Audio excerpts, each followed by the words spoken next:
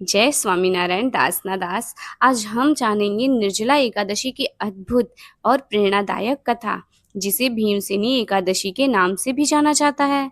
यह व्रत सभी व्रतों में श्रेष्ठ माना गया है और कहते हैं इसकी महिमा सुनने मात्र से ही जीवन धन्य हो जाता है।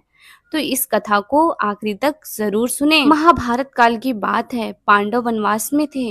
युधिष्ठिर, अर्जुन, नकुल और सहदेव नियम पूर्वक एकादशी का व्रत करते थे, परंतु भीमसेन नहीं कर पाते थे। उनका शरीर बलशाली था, पर पेट बहुत ही विशाल। उपवास का नाम सुनते ही उन्हें बेचैनी होने लगती थी।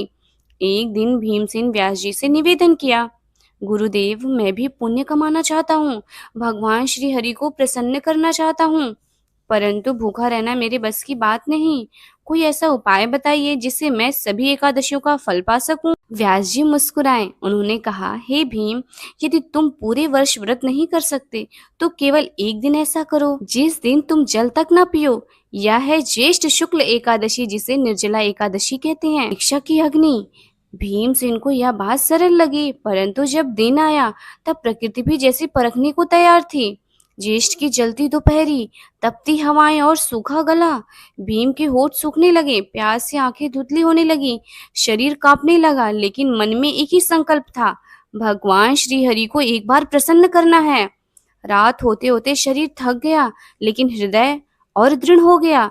सुबह जब सूरज की पहली किरणें पड़ी तो भगवान विष्णु स्वयं प्रकट हुए। उन्होंने कहा, हे भीम, तुमने जो व्रत किया है उसका पुण्य केवल तुम्हें ही नहीं, तुम्हारे वंशजों को भी मिलेगा।